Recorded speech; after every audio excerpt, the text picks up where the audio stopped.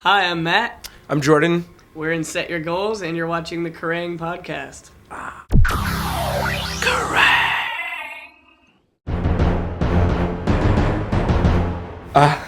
11. Very much so. He's like the hardest man alive, so. You can't mess with Walker, Texas Ranger. He's gonna take you out. I'm gonna go with you. Yeah, go with me. I'm alright with that. I was trying to offer my sleeping bunk in our van to a couple of the guys and our friends in the band this time next year. I said, oh, you guys can go ahead and sleep in there during the day, like once we get to the show and that. And I told them everyone else is going to tell you that it's disgusting and rank, but I promise I clean it every day. They just don't believe me. I use an excessive amount of lavender oil to keep it fresh and free of stress. Yeah. It was awesome. It was like really fun to work on that song. She came and visited the studio, and we were all just hanging out, and then had the idea for the part, kind of this like hip hop style bridge, kind of guest vocal like introduction type section. So, but it was cool. It was like very different like style for us to do as well as for her to do, and it was neat. I was really stoked on how it came out. We were all really happy with it, and it's just fun. We ordered a Set Your Goals pizza on Warped Tour a couple years ago.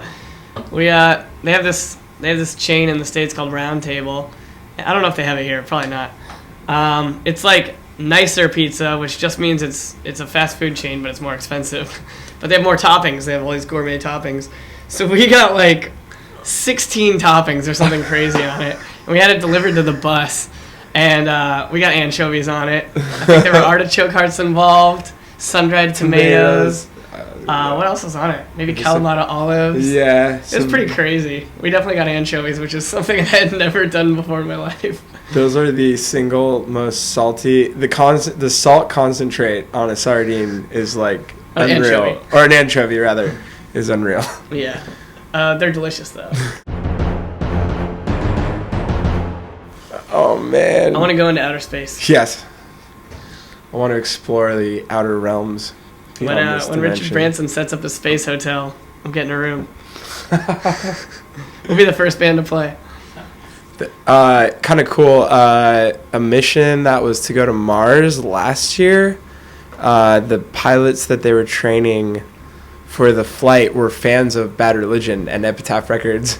And they had engraved in like the control room or whatever, they had Bad Religion and the Epitaph logo on the ship.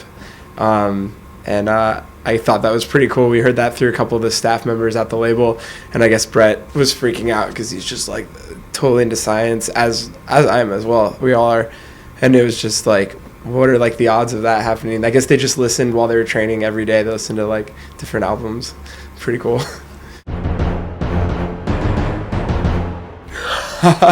That's a really good question. What the fuck? I think I'd be half as big. I don't know that I'd vanish completely though. Yeah, how'd that work? You can't eat your own mouth, you know? Because you ultimately would burn yourself off. So maybe you grow for a minute, but then would you run out of... It's kind of like in Waterworld, you know, Kevin Costner has to keep... drinking his own pee? Yeah. I'm going to go with option C. Option 3, half as big. Half as big is pretty good. Vanish into nothing.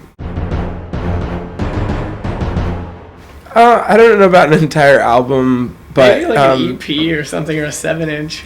It might be cool. It'd be cool, yeah. I think like to be able to do like a neat rendition that has like some acoustic style songs of some of ours would be fun. And maybe some acoustic covers of other artists that play that. Every time I love playing the acoustic guitar on tour. It's a lot easier to get out than like an electric guitar and a small amp or anything. But and we've written a lot of our stuff actually just like jamming on an acoustic guitar, and then you translate it with the other instruments.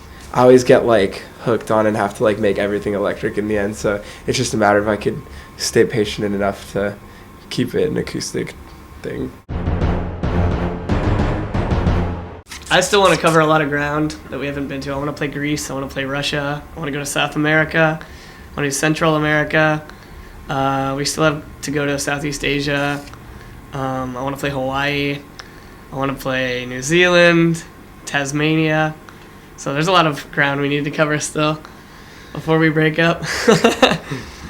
I want to. I think it'd be fun to work in like film somehow. I don't really know what like I would be capable of doing. Like I love watching movies. Maybe it'd be cool to be able to critique movies, but it's so saturated, like film critics and stuff, that it'd be fun to like maybe go into like something having to do with like sound development for movies, maybe like some kind of engineering, like kind of like Industrial Light and Magic. Like they have these studios out in the East Bay, and they all just like spend all day just like coming up with new sound effects and techniques. It's a big part of the experience. I think that'd be cool. Anything George Lucas has done, like still like to this day, like all the Star Wars movies hold up when you can listen to them on like a 5.1 surround. Like you just catch all these like things happening that you might not have like the first time around. Even Howard the Duck. Oh yeah, Howard the Duck is awesome. Such a sweet movie. Howard the Duck. Oh, it's so good. Leah Thompson, is that her name? That team that we both went to the same junior college at home, and they had this Pro Tools instructor named Nick Peck, who was part of the team that did Adaptation and Being John Malkovich and all those movies.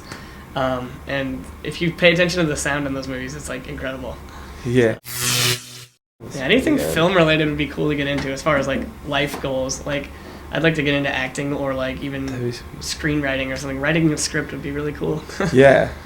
We've come up with some interesting storylines for movies. We had this one, Joe, our bass player, plays a gladiator. And well, what happens is like it's set in present day, but we go back in time and we like we have the ability to time travel. So we pit him in this ring against lions, and we he watch with Glee as they tear him apart, and we videotape it with our camera from present day.